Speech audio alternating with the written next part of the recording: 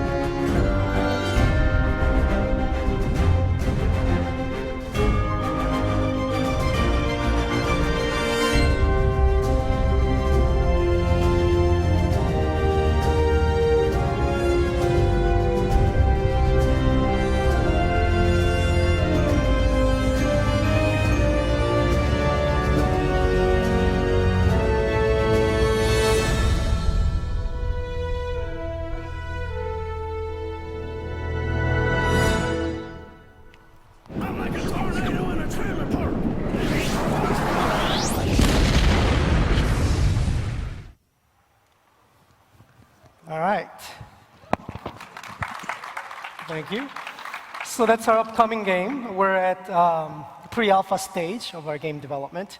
Here, Will's going to start very soon, our online match here. He's going to be playing against some of the guys at the office. We're located in Los Angeles. So our game supports up to 12 people at any given moment at the moment, currently speaking. But we'll see what the final version will be like. Our game will be on PC and console. We are trying to be the launch title when all the VR platforms come out sometime next year. That's our goal. So our team is made up of mainly ex-Call of Duty guys and Disney artists. We got together to make content for upcoming VR platforms. And we're here to make real games. We're not here to make another demo. We're not here to make another tech experiments. We really got together because we wanted to reach out to the users of Twitch, right? We wanted to make a game where you can come back hours and after hours, actually care about characters, care about playing experience. Here, Will has just started the session, and soon you're going to see other people join in. So in our game, we hinted at the trailer a little bit here, but as you can see here, if you... Sorry. Let's restart. There we go. Now we're good. All right. So as you can see, we have a lot of power-up items, right? Will just took radioactive material here, just turns him into this glowing man. It's sort of like the Mario, star power in Mario. If you go near the enemies, they get damaged. And as you can see here, oh, You got me. he got you, yeah. So in our game, we have a real-time class change. So when you actually get the weapons of the enemies that enemies dropped, you actually change the class. So you don't just get to use the weapons, your attribute actually change. Yeah, like right here. So I see that. Oh, there somebody you got go. me. All right, the office guys are having too much fun.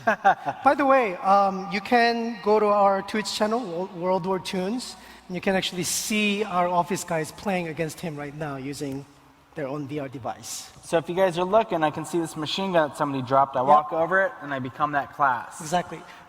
Previously, he was actually short. He was a officer class where he's short, fast, but pretty weak. But he's now a soldier, which is sort of like an average class in our game.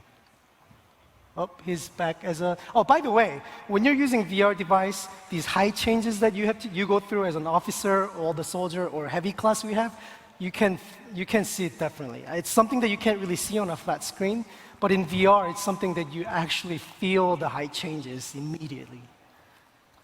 So there's another power-up item. Another special thing about our game is that you can turn into a tank. And Yes, there's a massive tank battle that goes on. why don't we just take to the skies and rain it upon them? Of course.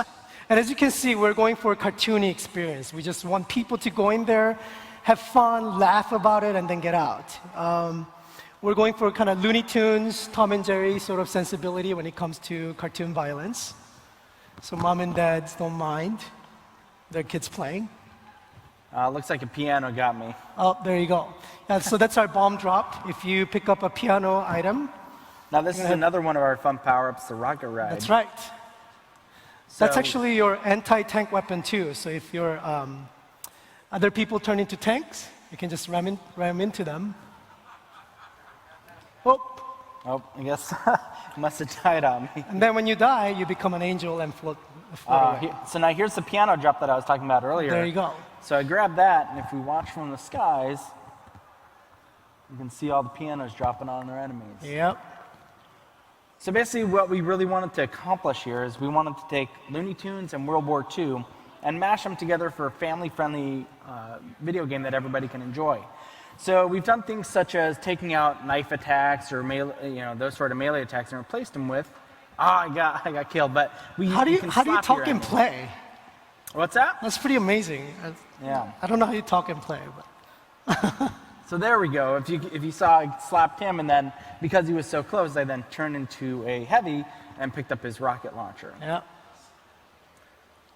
And I'll give Another this another rocket. go. Let's see if we can get somebody. Well. So as mentioned, we used to make realistic games for years, right? But we wanted to do something different, something fun, something that we couldn't do because we were making realistic games. Now we can do. However, as noted, we are making virtual reality game, and with this comes a lot of different challenges. And although thematically speaking, we wanted to do something different, there's a huge reason why we went this route, because we're trying to solve some issues that rises from making virtual reality games. For example, shooter fans, you might know this, but shooter games by nature is sped up a little bit. But in virtual reality, anything that moves fast or even normal speed can cause a lot of simulation sickness. I'm going to use the word motion sickness as well because it's people who kind of use the word, both ways. And as you can see, I'm emphasizing the fact that this is a free roaming online multiplayer because it's extremely hard to make that happen in VR at the moment. If you notice a lot of VR games out there, they're stationary games. All the shooters are stationary, or those are mostly cockpit views. You're within a frame of something that does not move around, so you have a frame of reference, so you don't get sick as much. It's really hard to do first-person free roaming game at the moment. And after Will wraps up, we'll talk about some of those issues more specifically. Yeah, let's go ahead and get into that now. Yep. So really quick, I'd like to say thank you to our LA studio. Yeah, I know. For hopping in there and showing off exactly, how the game works. And unfortunately, I had the headset on, so I'm not sure if you said, but that was actually the world premiere of our online mode. Yep. This is the first time you've seen it. Exactly. So we just, we're happy. Thank you. Yeah. So it is possible. It is possible to play multiplayer online game on VR, as you've seen. In fact, one of the most, a lot of feedbacks we got was, after playing for a while, people are like, wait a minute, I'm actually playing against somebody in VR? I mean, that's actually possible. So it's been pretty amazing. Our team's been around for about a year. We started with 3 people in my garage, but we're 28 men strong at the moment. We're having a lot of fun at making the game. Yeah, definitely.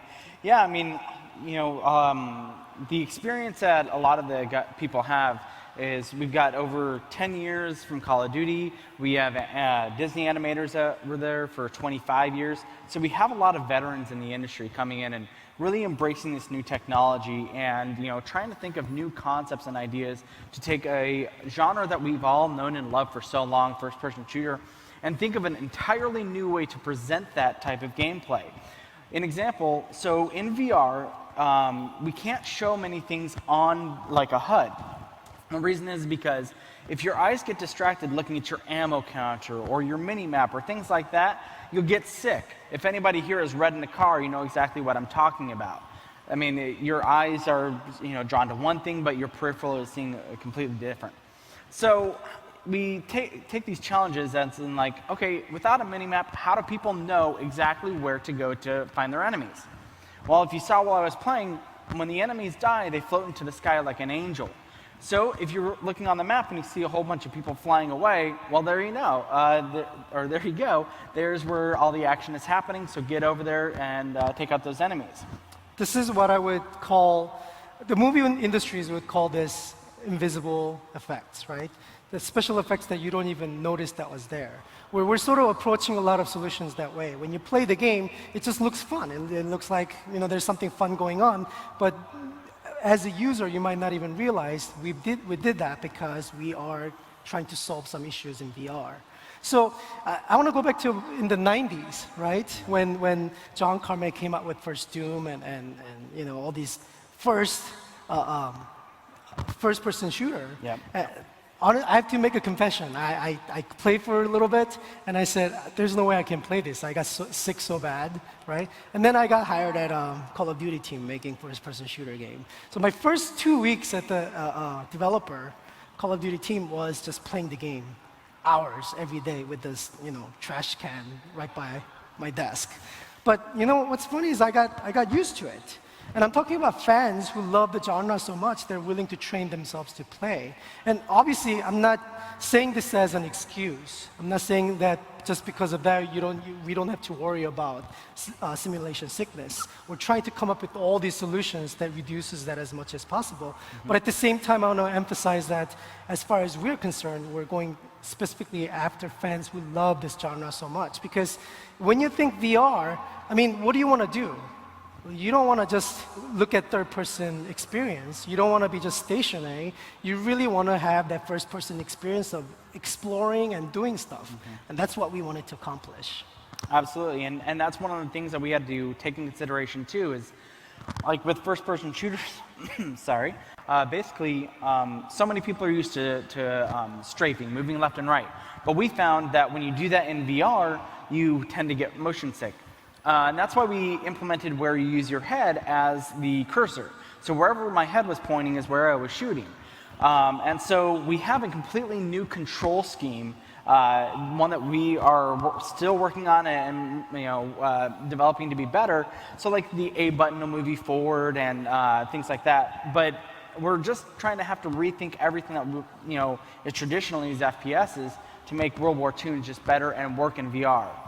Probably one of the most important thing for us was the performance issue. It's as if we're going back to first PlayStation days, right? We're optimizing from the start. In fact, our test build, our test level, first device that we tested our level was on Amazon Yeah, the Kindle. Fire, Yeah, the yeah. Kindle Fire device, right? Because our game is running so lean that it was just running on a mobile device, which is an added benefit of making VR games at the moment. Yeah. Yeah, basically the graphics card cuts, your video, graphics process in half. So we have to really worry about, the design of the game, all the type of graphics and make sure that everything can run smoothly, not only just for the Oculus, but there's going to be a wide range of different PCs out there. So we want to make sure that everybody and anybody can play our game. Yep, that was really important to us. I mean, not everybody's going to have $3,000 PC set up, right? We wanted to make sure that we can reach out to people who use just medium spec PCs. So even when we're designing, that's why part of the big reason we went for cartoony look was exactly because of that. We had to take out all the shaders, all the shader tricks, lighting tricks that we've been using for the last 10 years to make things look realistic. And think about Wind Waker, right? That's a game that came out 10 years ago. All they have to do is just up the polygon, and it's just exactly the same look. Just like that, our game is cartoony. It's all hand-painted textures. There's no real shaders in our game at all, but then it still looks beautiful. And I know for a fact that 10 years from now, we can still push the same design, and it's going to look as beautiful. And a really good side effect that we found from that was, since we didn't go the ultra hyper-realistic route, such as Call of Duty and things like that, the brain mentally just automatically relaxes a little bit. So doing these things such as jumping across the map in a tank or firing guns that have like little blobs or stuff like that made the VR experience more entertaining and not as motion sickness inducing, just because your brain automatically goes, okay, I don't have to worry about as much right now. I can just enjoy this environment and take it from there. And it's been, it was just a really great side effect of going with this great artistic style. Yeah, the moment you jump into our game, you're just going to accept, hey, nothing's real in this world. So we can slow down the jump just a little bit more. Angels float away. I don't need a mini-map. That's completely fine. A lot of our corners are actually shaved, so you don't have to turn so abruptly. So all those solutions came because we're dealing with VR solutions for VR specifically. Yeah, absolutely. And yeah, I don't know, what else would you... Yes, so it is not... There are some difficulties of making games in VR, for sure, right? Because... And it's very deceiving because the pipeline of making games for VR is same. But the difficulties come in because all the solutions that we come up with, it's hard to explain to people, right? Because VR is one of those things that you have to try, right? So even the solutions that we talk about, there's no way to know until you try it. And the way that you judge the VR titles, it's highly subjective right now because there are no textbook case of what is good and what is bad VR. Everybody's just trying right now. But we're absolutely sure that we're coming up with one of the best examples, and we can't wait to show you what we have in plans. And we're going to have a ton of characters, ton of different class, many tanks, many weapons. We're going to be one of the first VR titles that is a real game for people to consume. Absolutely. And for anybody who's here at TwitchCon, we are at booth 156. So if you guys want to get your hands on this, we have it available for you guys. So, we're really excited to be able to show this game, and we're excited to be here. And yeah. Yeah, thank you so much for having us here. We're absolutely Thank you very much.